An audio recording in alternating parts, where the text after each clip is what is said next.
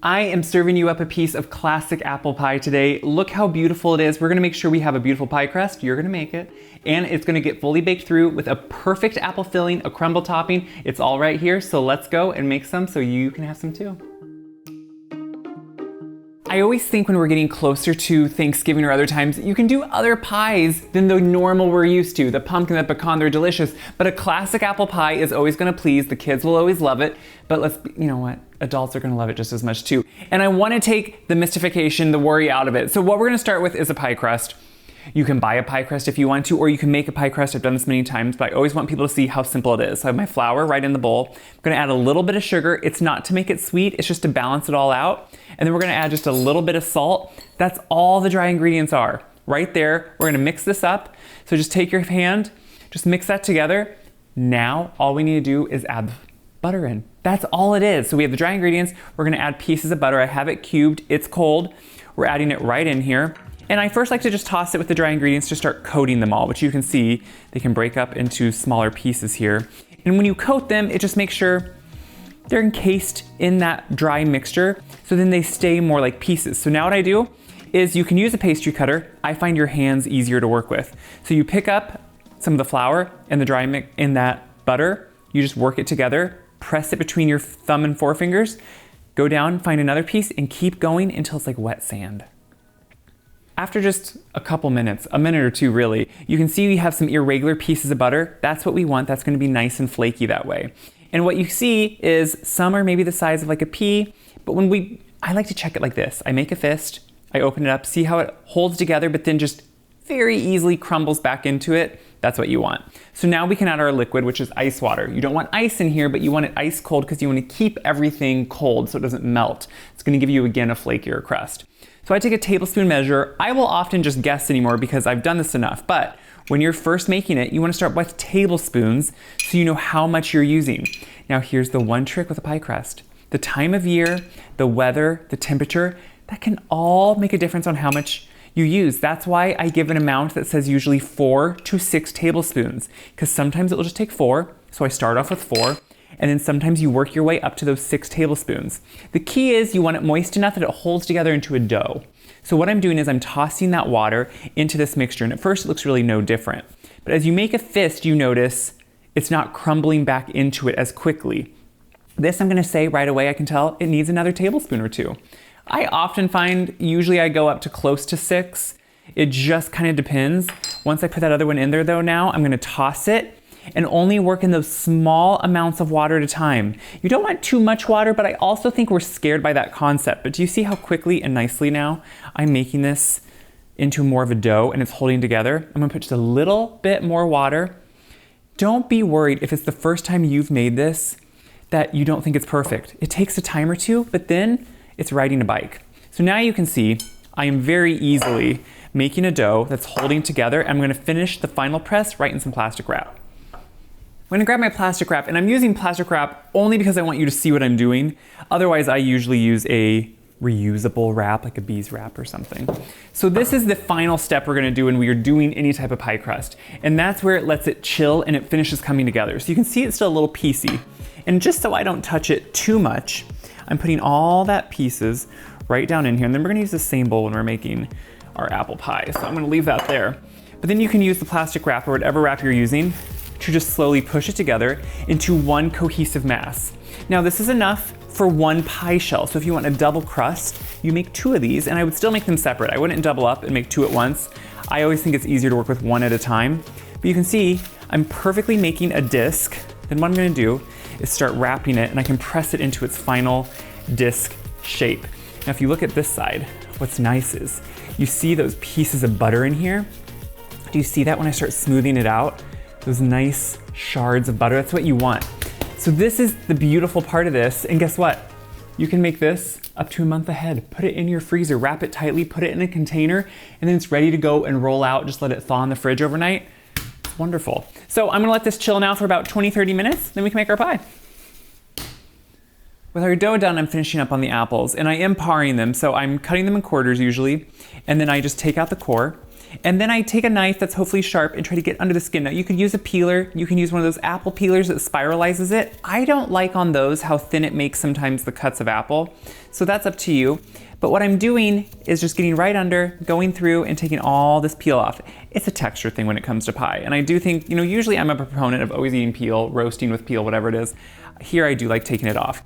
Now, what I will say is I'm using all homegrown apples, all from my orchard. They've been in the fridge. We had a really good apple year. So they turn brown pretty quickly because they're not sprayed or anything. So do not let that scare you. If you're using more of an orchard picked apple and they turn brown quickly, that's okay. That's why by the time you get them all done, they're gonna start turning brown. So we're gonna add all of our apples right into a bowl so we can mix everything together. Apple pie, any pie really, is really easy. It doesn't take a lot of ingredients, it doesn't take a lot of steps. You just have to put it together. So I'm gonna start with some lemon juice. So the lemon juice, yes, it adds acidity, which actually brings out more flavor. It also will stop them a little bit from browning if you wanna put it on right away as you're peeling. But it really does open up and allow more flavor to come through in the pie. The point is not to get a lemon apple pie, it's to get a pie that has really good apple flavor, and that's gonna happen from that lemon, which is really nice. So what I'm gonna do is start with some flour, and I'm doing a mixture. So anytime you're making something with a fruit, a pie especially obviously, you need to thicken it. The flour is gonna thicken it, and we're cutting it with not only flour, but a little bit of cornstarch. So I like the thickening power of both of these combined. You want the right viscosity that is thick, not gluey, not clumpy, but just the right amount, and I think that mixture really drives that home. We're gonna do, of course, some sugar. So there's a lot of apples in here. They're gonna cook down, but you do need sugar to bring that together. So we're gonna add the sugar right on top. We need, of course, a little bit of salt. Anytime you're doing a sweet, you need a salt to balance the flavors out. And then for spices. Now, when it comes to apple pie, there can be people who use a high amount of spice. Some people want no spice, they want only apple. I think just the right amount makes a big difference. So it's a small amount of cinnamon, not a big amount, and then a very small amount of allspice, which to me, when you're going to make an apple pie, allspice, it really just brings it together. So what I'm gonna do is mix these. We can mix this together really quickly, and this is just to make sure everything is getting distributed among those apples. You want that cornstarch to start activating and the flour to just disintegrate into the juices that are gonna be pulled out, because sugar will pull out these juices and everything's gonna mix together. Guys, already, just that small amount of spice, it makes it feel like it's the holidays, it makes it feel like it's cozy. This is great for Christmas, for Thanksgiving, for whatever holiday. So I'm gonna set this aside, let it just sit, and roll out the pie crust. I've been rolling out the pie crust. How I like to do it is have it on a floured surface, and I continually move it. I make a nice little roll, and then I move the crust. That just makes sure, one, you're staying in a nice shape, but that it's also not sticking to the bottom. You're continually moving it and just making sure. Now, once I have it to size, which you can measure it, you can check by your pie plate, see what's gonna fit in. You just want to either roll it over the actual rolling pin, or I just like to roll it in half usually, and then it's sturdy enough that I can just pick it up, set it down in about halfway, and open it up. The big thing when you're putting a pie in an actual baking dish like this is don't stretch the dough. Let it fall down into those corners you want it to be in, but if you stretch it, that's a place that it could then retract when it's actually baking. So just let it fall down into those corners. And you can see this dough should be rolled out enough that you have a nice edge left on it that we can roll under. So that's how you get a really nice, beautiful crimped edge. You know when you see those beautiful sturdy pies, this is how you do it, and I'm gonna show you. So all you do is you take your excess, and if you need to trim it to even it up, you go right ahead. I like to try to use most of it and get it as even as I can as I'm going. But see, I'm just rolling this under. See how perfectly it rolls? It's perfect. And you wanna get it even with that pie dish. And I'm not using an extra deep pie dish or anything. I'm using a traditional, standard pie dish itself. Some of them that are stoneware are extra big.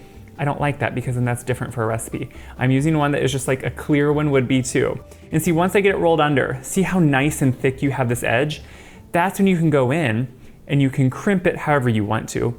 I like to just go in with my thumb and forefinger on one side, my knuckle on the other, and just do a nice, beautiful crimp. So I'm gonna finish doing that on all this, and then we can just put it together. So the last thing to assemble is our streusel topping. So it's not really a true streusel, it's a crumble topping, which is what I like on an apple pie. So it's flour and brown sugar. You just wanna mix those together evenly. So this is gonna give you kind of that caramelly notes with the brown sugar, but it's also gonna give you not an oaty, you know, a streusel usually has oats in it. This isn't gonna do that. It's gonna be this beautiful, buttery, just mixture that to me is perfect. And what we're doing to this, to create that, is we have some melted butter. Instead of putting butter in it, we're putting it on top here, and then we'll just kind of work into it as we're baking it, which I love. So add in the melted butter and then just stir it all together. So as you're stirring this, what's gonna happen is you're gonna get these beautiful little pieces and nodules. Like, look at this, what's coming together. It's this dry, beautiful mixture. And you can see it doesn't take long once you add that butter. You get this crumble mixture, and that's what you want, is just irregular pieces of that's gonna go on top. So we have all of our apples, and it's gonna be a lot of apples. Don't let that scare you. That's completely normal, because they're gonna be piled up, but just like mushrooms, just like anything else, what do these apples do? They really cook down, and they bake down, and they become much, much smaller. So at first you're gonna say, that's way too many apples. By the time this thing is baked, it's not all too many apples. So you wanna make sure you get everything in there, and that means any of that thickener, if it's sitting in the bottom, any of the sugar, make sure you put it in here. So I'm gonna take my spatula and make sure I actually get everything out, because after it sits here sometimes, it can sit in the bottom, and that's flavor, that's thickener, and we need all that. And now we just put the crumble over the top. Then I take the crumble and just kind of break it up as you're putting it on. See how it has that beautiful crumbly, it's just like a homey pie. I feel like grandma's in the kitchen with me, and we are making a pie together. And we're just gonna have the best holiday there is. That's what pies, that's what food do. We have these special occasion foods, which really, pie originally was a humble, homey food. Farmers would keep them in the kitchen all week long, serve them at meals. It wasn't a special occasion, but now we don't have that much time, and we don't make pie all the time. So when we make it, you wanna enjoy it. So put all that crumble on it. And yes, looks like a lot. Yes, it looks like it's gonna fall off, but you'll be shocked how this bakes down. Now, the important steps of pie baking, super important. You start it hot, and you turn it down a little bit.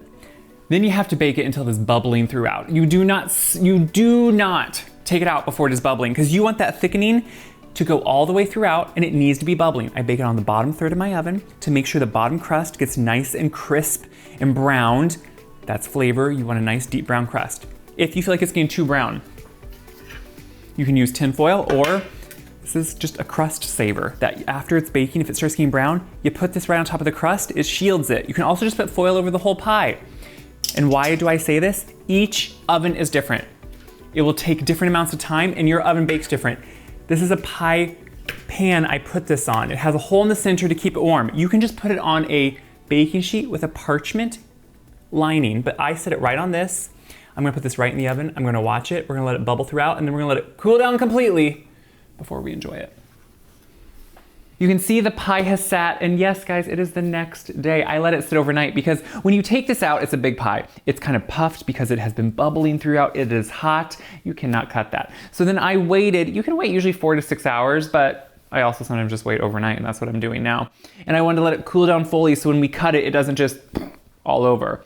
This is a beautiful pie, and yes, it does run over. Don't think it's a perfect pie or what you see on a screen is always perfect. No, I cleaned and wiped the sides. It bubbled over. A good pie should bubble over. Don't be scared of that. That's what happens. What do? We wipe it off. So what I'm gonna go in and do, and I use a serrated knife because the crumb up here will make, as you can see, like it's a tough crumb sometimes. So I like to use a little serrated knife to try to make it a little bit of a cleaner cut.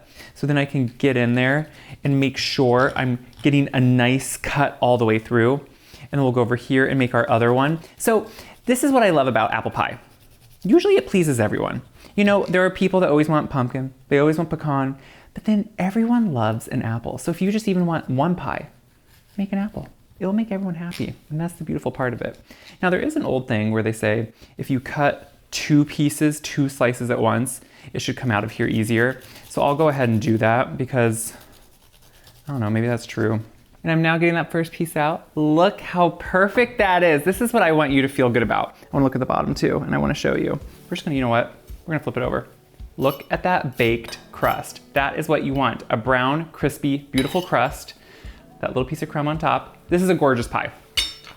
What I like is, You see still the individual pieces, but it's just chocked full of apple that condenses down, and that's what you want. You want that just beautiful apple flavor, the flesh of those apples, that fruit all throughout. It's a good pie. You know, there are some videos where I'm extra excited that I could eat everything. This is one of them.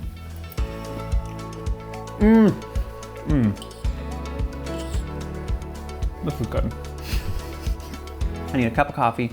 And I know some of you are gonna say you need a scoop of ice cream. Yes, you do when you're serving it, but let me tell you something. Sometimes there's something just so special about just that pie. What I love, it is a baked crust because we baked on that lower third of the oven to make sure it was getting heat from the bottom.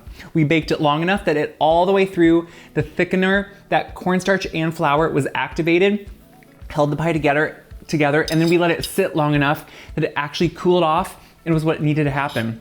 Look at the gorgeous pie. If I can make this pie, you at home, you can make this pie. You saw me do every step. And yes, it may take a time or two to get those little nuances figured out, but then once you do, you're gonna be a pie master. So share this video around so other people can see that pie time is now, and you're gonna make a pie this Thanksgiving, and this is the one. Check my website, wyseguide.com, for this apple pie recipe, and all my other recipes for Thanksgiving are on there, or any time of the year. Until then, enjoy some pie, even if it's just for you.